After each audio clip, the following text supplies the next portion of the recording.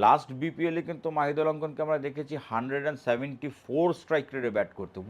Asia cup 2025টা শুরু হতে যাচ্ছে সেপ্টেম্বরের 9 তারিখ থেকে এবং 28 তারিখে ফাইনালের মাধ্যমে এশিয়া কাপটা শেষ হবে। তার মানে 20 থেকে 21 দিনের মতন এই টুর্নামেন্টটা চলবে এবং এই টুর্নামেন্টটা কিন্তু অনেক জল্পনা কল্পনার পরে ইন্ডিয়া কি পার্টিসিপেট করবে কিনা সব কিছু মিলিয়ে একটা না হওয়ার পসিবিলিটি তৈরি হয়েছিল, সেটা দূর হয়ে গেছে এখন কমপ্লিটলি। কিন্তু সেই ফিকচারটা পর্যন্ত দিয়ে দেওয়া হয়েছে যে কবে কার ম্যাচ এবং বাংলাদেশের ম্যাচ কবে থেকে শুরু হতে যাচ্ছে। বাংলাদেশ কিন্তু তাদের ফার্স্ট ম্যাচটা খেলবে হংকংয়ের সাথে 11 তারিখে, 13 তারিখে খেলবে শ্রীলঙ্কার সাথে এবং 16 তারিখে খেলবে কিন্তু আফগানিস্তানের সাথে। সো বাংলাদেশের গ্রুপটাও কিন্তু it's not that much easy, কারণ বাংলাদেশকে কিন্তু যদি সেকেন্ড রাউন্ডে যেতে হয় বা সুপার ফোরে যেতে হয় তাহলে বাংলাদেশকে আফগানিস্তানের সাথে এবং শ্রীলঙ্কার মধ্যে থেকে এই দুইটা টিমের যে কোনো একটাকে কিন্তু হারাতে হবে।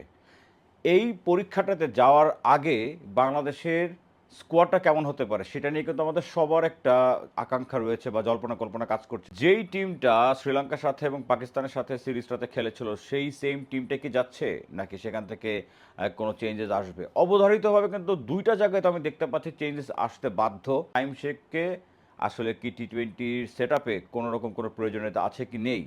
আর যদি সে কথা বলতে হয় তাহলে নাইম শেখের বদলে কি কেউ আসবেন? আর আরেকজনের নাম নিয়ে কিন্তু খুব বেশি আলোচনা হচ্ছে, সেটা হচ্ছে মেহেদী হাসান মিরাজকে কি টি-20 সেট আপে আমরা কি তাকে নিয়ে সামনে আগাতে পারি কিনা বা তাকে কি সেই ভাবনা রাখতে পারি কিনা।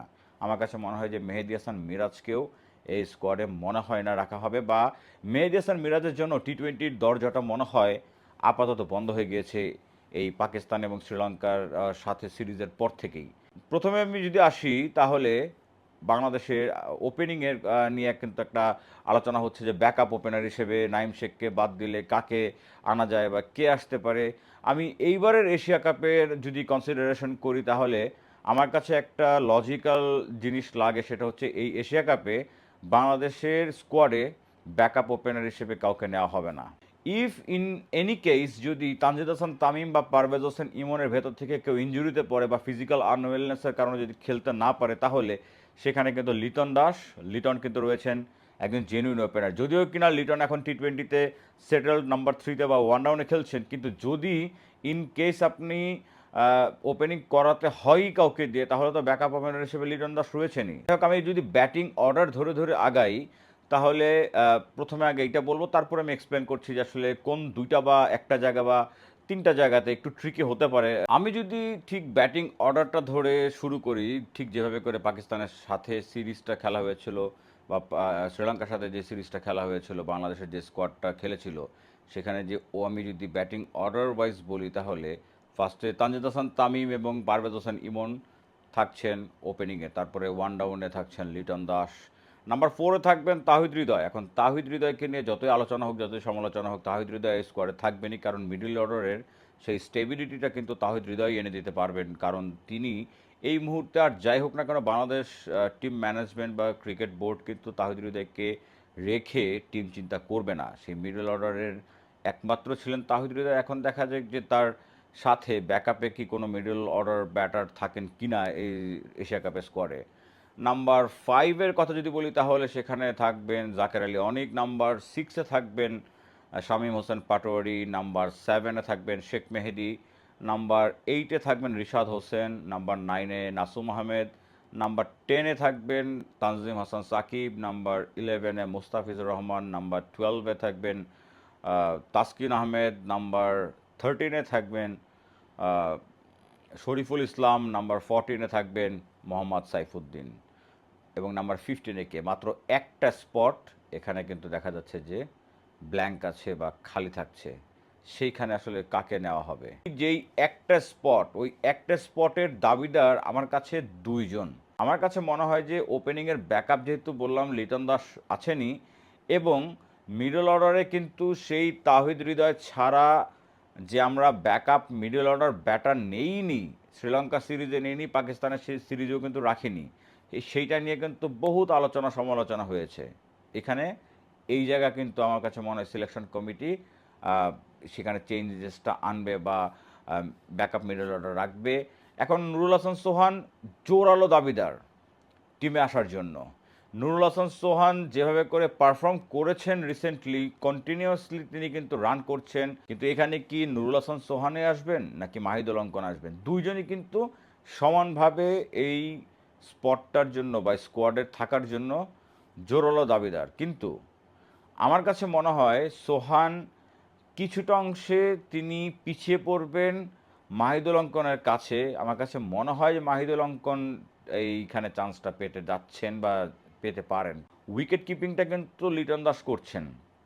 সোহানকে যদি খেলানো হয় তাহলে সোহান অবভিয়াসলি লেট মিডল অর্ডারে বা ধরেন 6-7-এ তিনি খেলবেন, যেখানে নাকি জাকের আলী অনেক এবং শামীম পাটোয়ারি খেলবেন।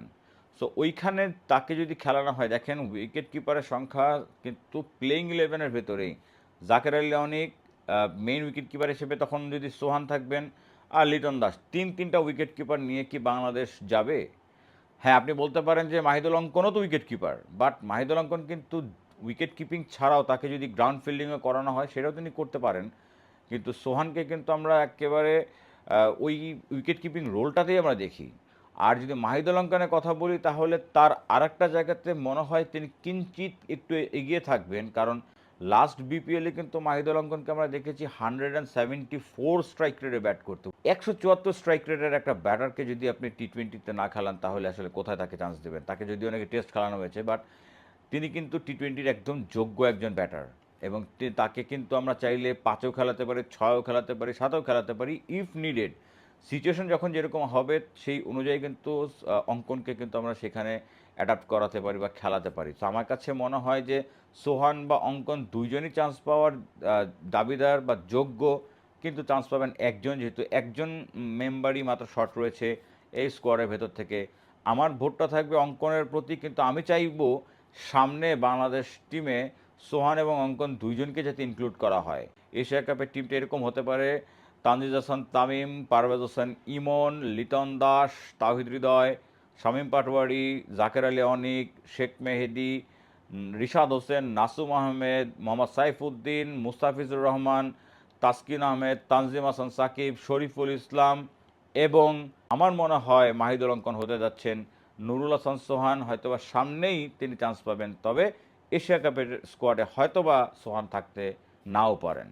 আপনারা কিন্তু অবশ্যই জানাবেন যে আপনাদের দৃষ্টিতে এবারের এশিয়া কাপের স্কোয়াডটা কেমন হতে পারে, এবং এবারের এশিয়া কাপটাতে বাংলাদেশ ফার্স্ট ম্যাচটা হংকংয়ের সাথে খেলবে। সেই ম্যাচটা যদি বাংলাদেশ খুব ভালো করে জিততে পারে তাহলে কিন্তু একটা কনফিডেন্স নিয়ে পরের ম্যাচে শ্রীলঙ্কার সাথে বাংলাদেশ খেলতে যাবে। যেহেতু শ্রীলঙ্কার সাথে আমরা সিরিজটা জিতে এসেছি, বাংলাদেশ কি সেম রেজাল্টটা আবার রিপিট করতে পারবে শ্রীলঙ্কার সাথে? আবুধাবি বা দুবাইয়ের যেই ভেন্যুতে খেলা হোক না কিসের জন্য, সেখানে কি পারবে কিনা? যদি পারে তাহলে কিন্তু বাংলাদেশ অলরেডি থ্রু করবে সুপার 4-এ। সো আশা করি আমার এই ভিডিওটা আপনাদের কাছে ভালো লেগে থাকবে। যারা নাকি আমাকে নতুন দেখছেন, it's a kind request, please make sure to subscribe my YouTube channel and follow my Facebook page. সবাই ভালো থাকবেন, দোয়া করবেন, দোয়া রাখবেন। দেখা হবে নেক্সট কোনো ভিডিওতে। ততক্ষণ পর্যন্ত আল্লাহ হাফেজ।